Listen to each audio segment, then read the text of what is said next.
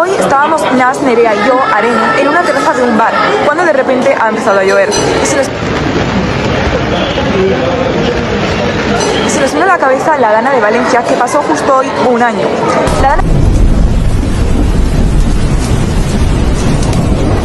La Dana de Valencia evidenció las debilidades del Estado autonómico, donde cada comunidad, como la valenciana, gestiona emergencias según sus competencias.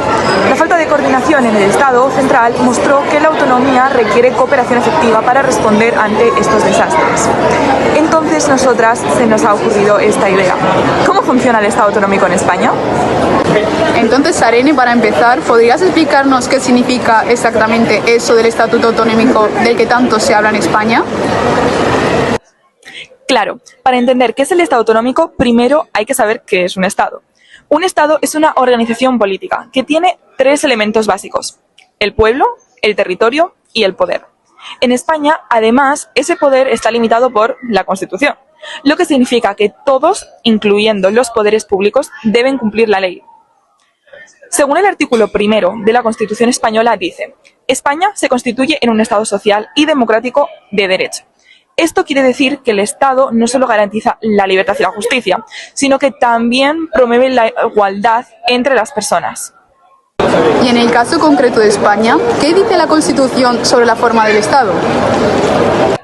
En España, el artículo 1 de la Constitución establece que España se constituye en un Estado social y democrático de derecho. ¿Pero esto qué significa?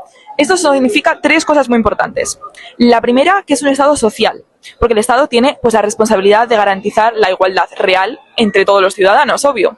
Segundo, es que es democrático, porque el poder emana al pueblo, que elige a sus representantes. Y el tercero, es que es un Estado de derecho, y esto implica que todos, incluyendo el gobierno, somos iguales y están sometidos a la ley. En resúmenes, nadie está por encima de la Constitución. ¿Y cómo se organiza España territorialmente según la Constitución?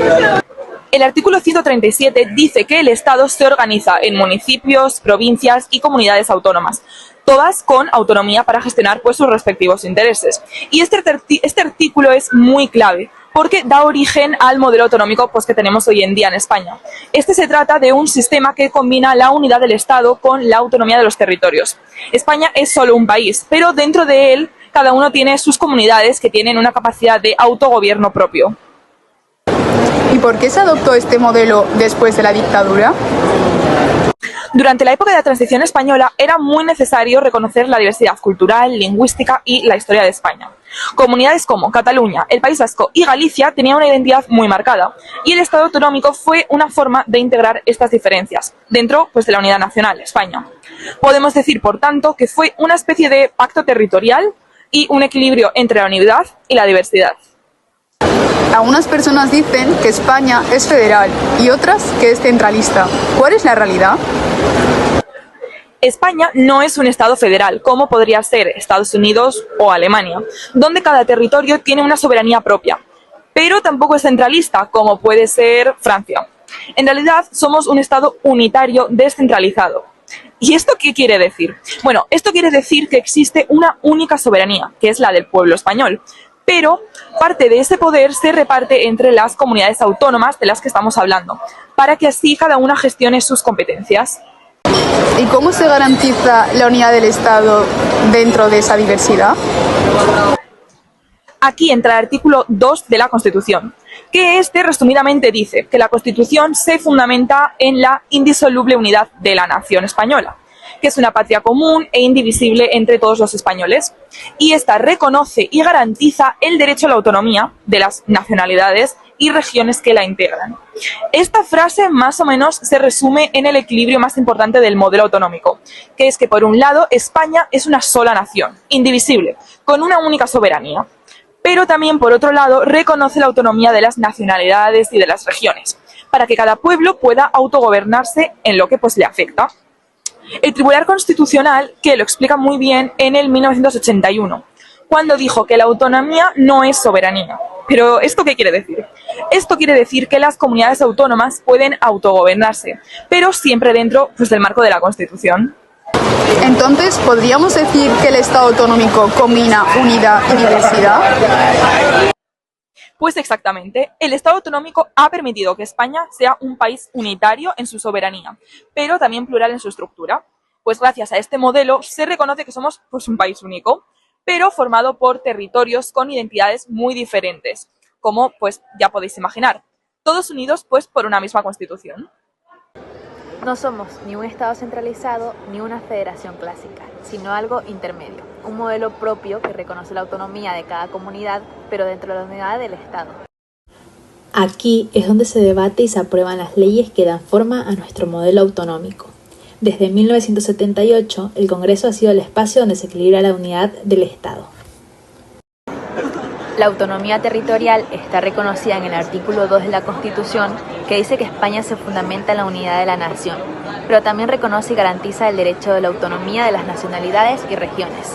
Eso significa que cada comunidad autónoma puede gobernarse en muchos aspectos. Tiene su propio parlamento, su propio gobierno, incluso su propio estatuto de autonomía, que es como su mini constitución. Este mapa refleja lo que somos, diferentes pero unidos. 17 comunidades, 2 ciudades autónomas y una misma constitución. Pero ojo, la autonomía no es soberanía. El Tribunal Constitucional dejó claro en la sentencia 4 de 1981 que las comunidades autónomas no pueden ir contra la Constitución ni actuar fuera del marco del Estado. En otras palabras, tiene poder político, pero derivado, no originario. Empezamos con la naturaleza jurídica de las comunidades autónomas. Desde el punto de vista jurídico, las comunidades autónomas son entidades territoriales con poder político y administrativo, reconocidas directamente por la Constitución. El artículo 147 establece que cada comunidad tiene un estatuto de autonomía aprobado por las Cortes Generales, mediante ley orgánica. Ese estatuto define su organización, sus instituciones y competencias que asumen. Según el jurista Santiago Muñoz Machado, este modelo fue diseñado para ser abierto y evolutivo, lo que significa que podía adaptarse con el tiempo y permitir distintos niveles de autonomía según las necesidades o la historia de cada territorio. Reparto de competencias. ¿Quién hace quién? Uno de los pilares del sistema autonómico es el reparto de competencias entre el Estado y las comunidades. La Constitución establece dos grandes listas.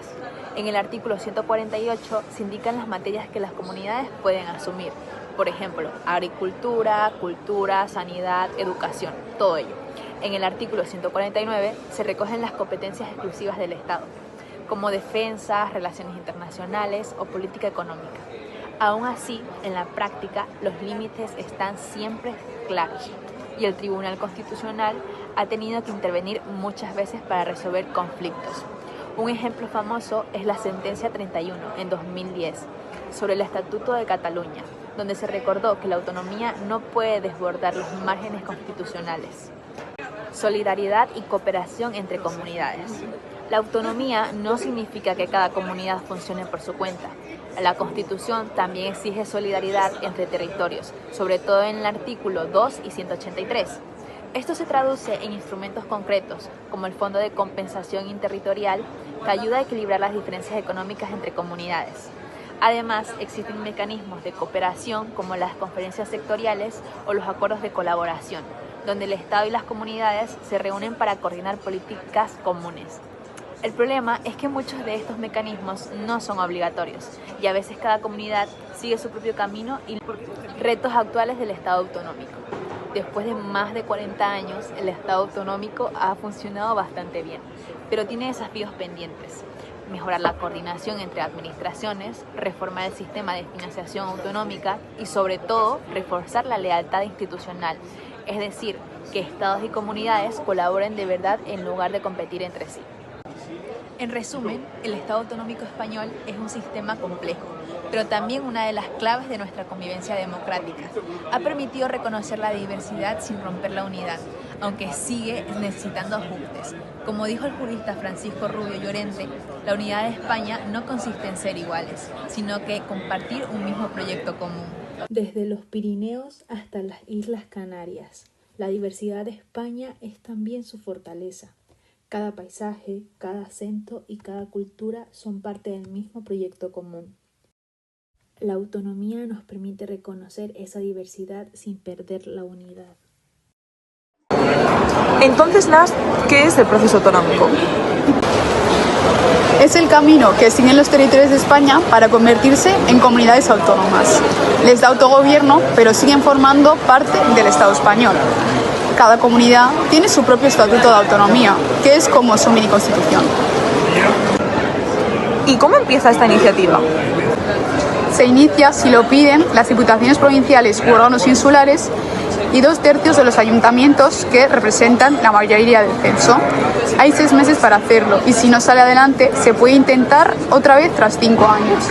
Algunos territorios con autonomía previa como Cataluña o el País Vasco tuvieron un procedimiento especial. Y entonces, ¿cómo se elabora y se aprueba este estatuto económico? Se redacta un borrador del Estatuto de Autonomía y en ese texto pone el nombre, territorio e instituciones de la comunidad, qué competencias va a tener. Entonces el estatuto se envía a las Cortes Generales donde se aprueba como ley orgánica y cuando se aprueba el territorio ya es comunidad autónoma. Vale, ¿y ahora cómo se accede a la autonomía de este país? La primera vía sería la lenta, según el artículo 143. Es la forma normal y las comunidades van ganando competencias poco a poco y es para la mayoría de las regiones. La segunda es la vía rápida, según el artículo 151. Es más directa y se usa en territorios con identidad regional más fuerte como Cataluña, País Vasco, Galicia o Andalucía. Incluye referéndum y permite más competencias desde el principio. ¿Y cuál es el resultado de todo este proceso autonómico? Nace una comunidad autónoma con parlamento propio, gobierno y presidente autonómico, competencias propias como educación, sanidad, cultura. El poder se descentraliza y las decisiones se toman más cerca del ciudadano. Cada comunidad puede adaptar sus políticas a sus necesidades. Vale, pero ¿para qué sirven todos estos procesos que se están llevando a cabo? Sirve para mantener un equilibrio y coordinación entre comunidades. Busca que todos y todas tengamos derechos y servicios similares sin grandes diferencias. Se intentó crear una ley llamada LOAPA para coordinar el sistema, pero fue parcialmente anulada. En resumen, autonomía sí, pero con igualdades. En conclusión, el proceso autonómico permitió que España se organizara en 17 comunidades autónomas y 2 ciudades autónomas. Da autogobierno y reconoce la diversidad, pero mantiene aún así la unidad del país. Es una forma de combinar autonomía, solidaridad e igualdad. Joder, todo esto para decir que el Estado español es una gran familia con 17 hijos y que tiene 2 primos que en este caso serían Ceuta y Melilla, que todos viven bajo un mismo techo que sería la Constitución, pero cada quien en su habitación. Eso es básicamente el Estado autonómico, un equilibrio entre la unidad y diversidad, donde cada comunidad tiene su propio espacio, pero sin romper el conjunto. Aunque claro, a veces hay discusiones y quienes más tienen la competencia o quienes aportan más al presupuesto, cosa normal en cualquier familia. Exacto, porque además de autonomía también hay algo muy importante, la solidaridad. La Constitución lo deja claro. Todos los españoles deben tener las mismas oportunidades, vivan donde vivan, en teoría. Por eso existen mecanismos de cooperación entre comunidades, como las conferencias sectoriales o las comisiones mixtas. Vamos, que si una comunidad tiene más recursos, echa un cable a otra. No se trata de competir, sino de remar juntas en la misma dirección. Y si alguna se sale un poco del camino, ahí está el Estado para recordarle que esto no es una guerra de comunidades, sino un proyecto común. Y eso, que montar todo este sistema no fue cosa de un solo día, ¿eh? El proceso autonómico fue como montar un IKEA gigante pero sin instrucciones. Cada comunidad pues cogía sus piezas, montaba su estatuto, lo llevaba a las Cortes y a veces sobraban algún que otro tornillo. Unas comunidades terminaban muy rápido, como pues pueden ser el País Vasco, Cataluña o Galicia, pero otras iban un poquillo más lentas, tipo yo lo hago mañana, pero al final todas montaron un mueble autonómico. Hubo algunas que les quedó un poquito cojo, otras lo pintaron de colores, pero oye, el armario sigue en pie desde 1978 y de vez en cuando hay que apretarle algún que otro tornillo, pero bueno, eso ya es parte de mantenimiento.